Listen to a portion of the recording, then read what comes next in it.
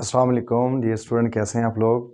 आज की इस वीडियो में हम क्वेश्चन नंबर 3, जैसा कि लास्ट लेक्चर में हमने क्वेश्चन नंबर 1 और 2 किया था 5.4 वेरी इंपॉर्टेंट एक्सरसाइज। इस पूरी एक्सरसाइज में से एक पार्ट आता है, लेकिन कोई भी आ जाए तो वो हमारे लिए गनीमत है, क्योंकि ये बहुत ईजी क्वेश्चन है। छोटे छोटे बच्चों वाले क्वेश्चन जो हैं ये हैं।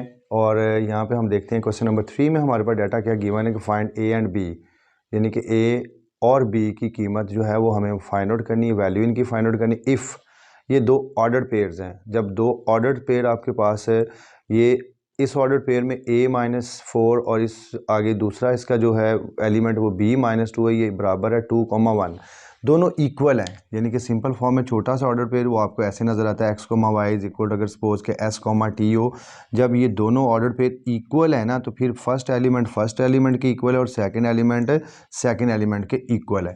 तो आप जब यहाँ पे इनके सोल्यूशंस फाइंड आउट करेंगे तीनों पार्ट्स में, तो देखें कि फर्स्ट पार्ट जो है उसका सोल्यूशन आप लोगों के पास क्या है, a-4 b-2 is equal to है 2,1। तो यहाँ पे ऐसे लिखें, this implies a-4 is equal to 2, और यहाँ पे लिख लें आगे and b-2 is equal to 1। And की जगह पे उर्दू मीडियम वाले और का वर्ड यूज़ कर सकते हैं। अब यहाँ पे a is equal to -4 right side पे शिफ्ट होकर प्लस में चेंज हो जाएगा, तो 2 + 4, तो a इज इक्वल टू आ जाएगा 6। तो आपके पास a की वैल्यू कैलकुलेट हो जाएगी। फिर आपके पास b इज इक्वल टू -2 है, राइट साइड पे शिफ्ट होगा, राइट साइड पे 1 पड़ा हुआ पॉजिटिव, तो ये इधर आके ये भी पॉजिटिव हो जाएगा, तो आपके पास आ जाएगी b की वैल्यू 3। तो आपके पास a और b के अपने वैल्यू कैलकुलेट कर लिए।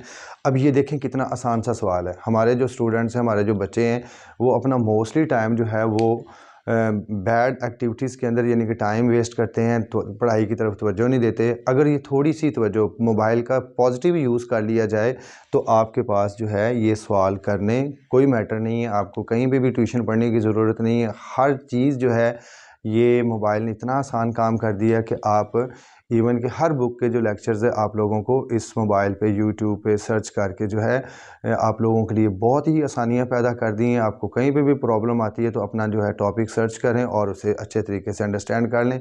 ज़्यादातर टाइम जो है अपना कोशिश किया करें कि स्टडी को दें और आप लोग ज़िंदगी में आगे मूव कर सकें। पार्ट नंबर 1 हम लोगों ने किया है। पार्ट नंबर 2 जो है हमारे पास, वो देखें, वो भी बहुत ही आसान सा है।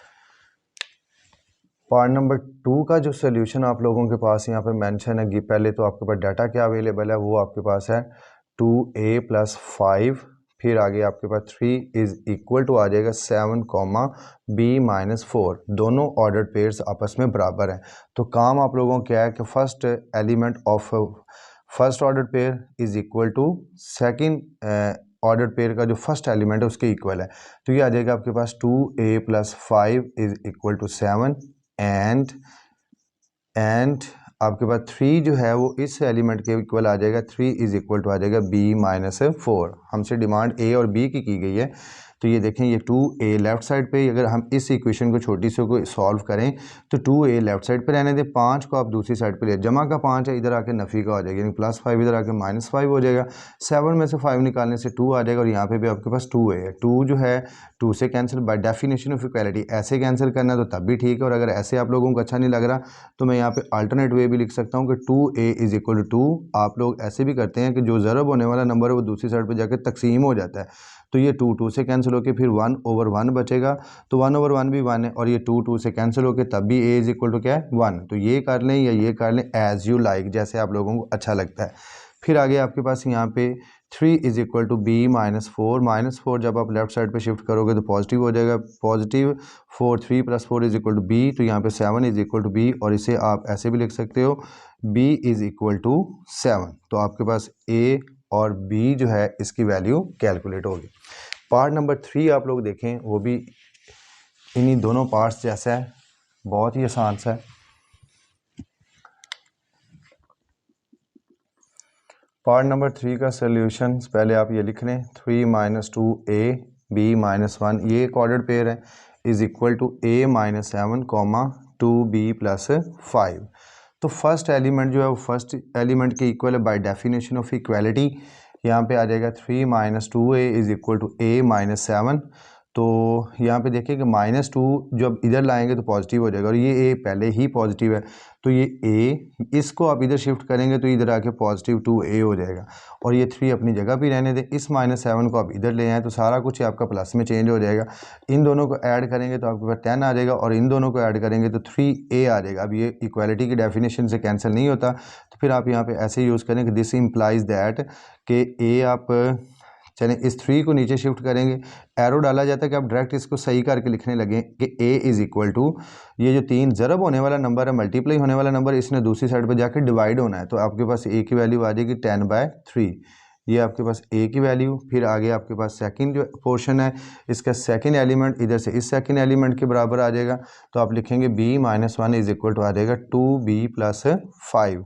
तो -1 प्लस का 5 जो है इसे इधर शिफ्ट कर दो, ये इधर आके क्या आ जाएगा माइनस का 5 हो जाएगा। तो 2b अपनी जगह भी पड़ा हुआ है, हम इसे बिल्कुल नहीं छेड़ रहे। ये जो आपके पास b है ये इस साइड पे आके माइनस हो जाएगा, तो 2b में से b निकालने से b और इन दोनों को ऐड करने से -6। तो आपके पास जो है b की वैल्यू -6 और a की वैल्यू 10/3। और इसके साथ ये क्वेश्चन नंबर 3 आपका कंप्लीट हुआ। क्वेश्चन नंबर 4 जो है वो बहुत आसान सा आप सबके सामने लिखा हुआ है यहाँ पे कि उसमें हमसे क्या डिमांड की गई है, find the sets x and y. Urdu में भी स्टेटमेंट यही है कि सेट्स एक्स और वाई जो है ये फाइंड आउट करें। इफ़ अगर यहाँ पे इनकी क्रॉस प्रोडक्ट दी गई, एक्स और वाई की क्रॉस प्रोडक्ट हमारे पास अवेलेबल है। पहले क्वेश्चन में आप लोगों ने क्रॉस प्रोडक्ट फाइंड आउट की है और अब यहाँ पे ये जो क्रॉस प्रोडक्ट है इन्हें आपने सेपरेट करना है, अलग-अलग सेट करके दिखाने हैं कि आपके पास ये जो क्रॉस प्रोडक्ट कुछ यूँ गिवन है, a, बी कॉमा ए आपके पास है, सी कॉमा ए आपके पास है, C comma A and D comma A आपके पास है, ये इस तरह से।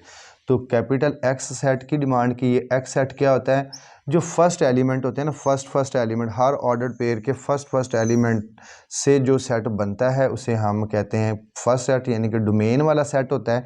डोमेन ए comma B comma C comma D, तो ये आपके पास बन गया फर्स्ट सेट। फिर आगे आपके पास वाई है, वाई सेट आपके पास उसमें क्या है, उसमें ए है, ए है, ए है, ये ए 4 दफ़ा ए लिखा हुआ है। तो इसका ये हरगज़ मतलब नहीं है कि आपने 4 दफ़ा लिखना है, आपने इसे 1 टाइम यूज़ करना है। कोई भी एलिमेंट जो 2 टाइम रिपीट हो रहा हो उसे आपने 2 हो, 3 हो, 10 हो या फॉर एवर के n टाइम आपके पास रिपीट हो रहा होगा तो आपने उसे 1 टाइम यूज़ करना है। ठीक है जी, ये a, ये आपके पास x और y सेट आ गया। ये हमारा मकसद था इस क्वेश्चन को करने का, अलग-अलग x और y। अगर आप बैक इसको देखना चाहते हैं तो बैक फॉर्म इसकी क्या है कि जब आप x क्रॉस y देखेंगे तो x सेट के अंदर आपके पास क्या है, a, b, c और d है। यहाँ पे फिर क्रॉस y सेट के अंदर क्या है, a की एलिमेंट है। तो जब आप इनकी क्रॉस प्रोडक्ट निकालेंगे तो पहले a आके इसके साथ ऑर्डर पेयर बनाएगा, a कॉमा a बनेगा। अब a तो ख़त्म हो गया, अब b की बारी इसके साथ आने की, तो b कॉमा a बन जाएगा। फिर c की इसके साथ आने की बारी है, c कॉमा a बनेगा और फिर d की बारी है तो ये d कॉमा a बनेगा।